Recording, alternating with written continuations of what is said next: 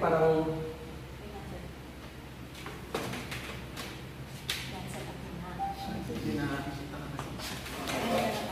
Hindi, pag gumagumang ka.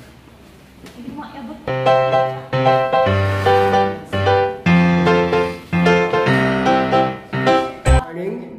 Alam nyo, hanggang ngayon na-overwhelmed pa rin ako tungkol sa nangyayari kahapon. The attentions that I'm getting from the social media, sobrang sabog yung aking notification dahil sa nag-viral na photo unexpectedly kung saan iisa nga lang yung estudyante ko na pumasok.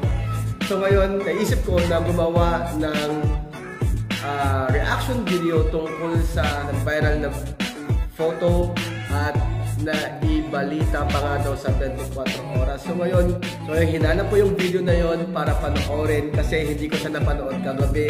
Ay binalita lang sa akin ng mga kaibigan ko sa Facebook, chinat nila ako, sinabi nila na meron daw, napanood daw nila ako sa 24 oras, kaya panoorin natin. Check! Hoy, salamat, Iya. Mga kapuso, balik eskwela na po ang maraming estudyante matapos ang Christmas break. Pero ang ilang estudyante sa isang paaralan sa Binalonan, Pangasinan, mukhang gusto pa ng extended na bakasyon. Paano ba naman ang pumasok kanina, iisang estudyante lang? You know? You know? Wow, sipag naman. Galing mo, bata. Natuwa ang maraming netizens sa dedikasyon ng estudyante na yan na bukod tanging pumasok kanina. Siya lang yun. Sabi nga ng kanyang teacher, baka sinusulit pa ng mga estudyante ang kanilang bakasyon. Binigyan na lang niya ng extra points ang kanyang estudyante dahil sa kanyang effort sa pagpasok. Yan. Mensahe niya sa kanyang mga estudyante, enjoy nyo lang ang bakasyon ninyo dahil kailangan nang come back to reality. Ayan, mukhang babala yung tono ng teacher. Ang galing! So yun nga, natuwa naman ako sa cover na to, o sa pag-feature na to. Hindi ko talaga inaasahan na magbabiral ang photo na to. Kasi usually naman, I don't get much like sa mga post ko. Usually kapag nagpo-post ako, hindi pa nga umaabot sa 20 yung mga post ko. Pero itong picture na ito, umabot talaga siya ng ilang libo eh. Sandali, i-check ko. So, hanggang ngayon, habang ginagawa natin itong reaction video na to, marami pa rin ang nagla-like, marami pa rin ang nagre-react, at marami pa rin ang nag-share sa picture na nag-viral nga. Akala ko matitigil na siya kagabi o madaling araw. Pero until now, sabog pa rin yung notif ko. Friends request, comments, at mga mga reactions tungkol doon sa viral photo na yon. At saka, ngayon, so, as of the moment, meron na siyang, okay. So, as of the moment, meron na siyang 82,000 na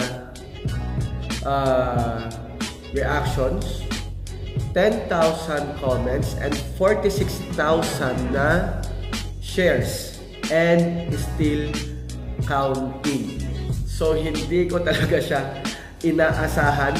Although, I am very appreciative with the attention na nakuha ko mula sa social media. At nagpapasalamat ako sa mga taong talagang nag-share, nag-like at nag-comment sa picture na to. Sa second picture, kung saan yung mga wala na talagang pumasok, nakailan siya. At 234 shares, 39 comments, and 2.2k na reactions. So, I am still overwhelmed sa nagkukuha nating atensyon sa social media. At nagpapasalamat nga ako sa inyo. Hindi ko talaga siya ina-expect. Nakakatuwa lang isipin na nag-viral yung photo na to. Feeling ko, ito ata yung first viral photo, ano? Hindi naman sa pag-a-assume. Ito ata yung first viral photo ng taon. At Hindi lang doon natatapos yung yung surprise dito. Napag-alaman ko na hindi lang pala ang GMA News ang nag-feature nito, itong viral photo na to.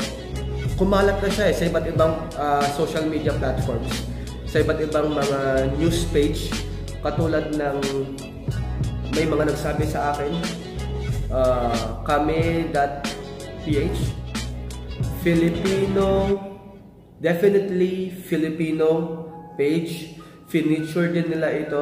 Ang title niya ay First Honor kay Sir o hindi lang nasali sa group chat. But seriously, good job, kid. Nakakatuwa, nandun siya, nakasali siya sa isang page din,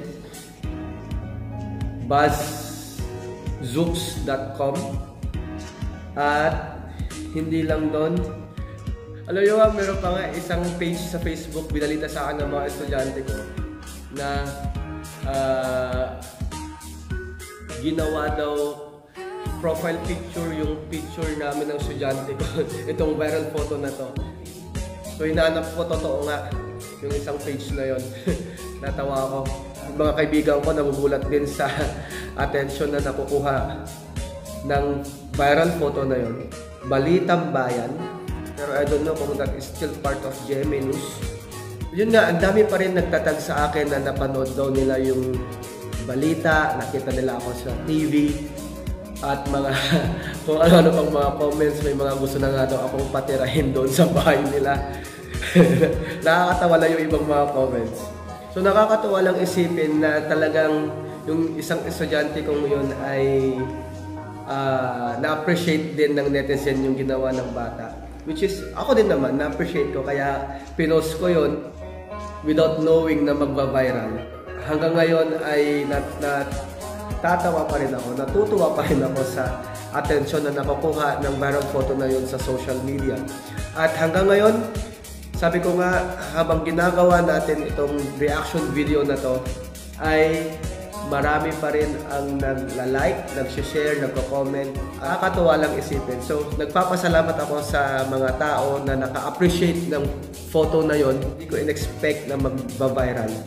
Sabi ko nga kanina, kapag nagpo-post ako, usually nasa 5, 10 o hindi pa nga umaabot ng 20 yung mga likes sa mga post ko. So, all of a sudden, biglang sabog yung aking notification, nagulat na lang ako, panay shared na ang lumalabas. Actually, hindi naman ito yung first time na na-feature tayo sa TV kasi may mga nauna pa.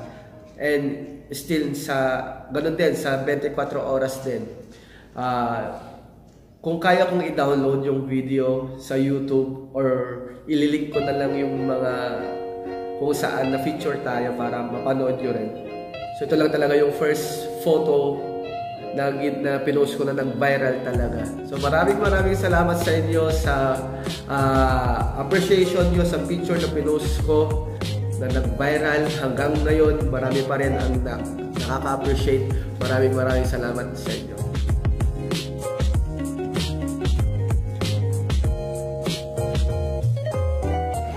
Yun nga po, bata na picture na lang na isang estudyante na nalilito.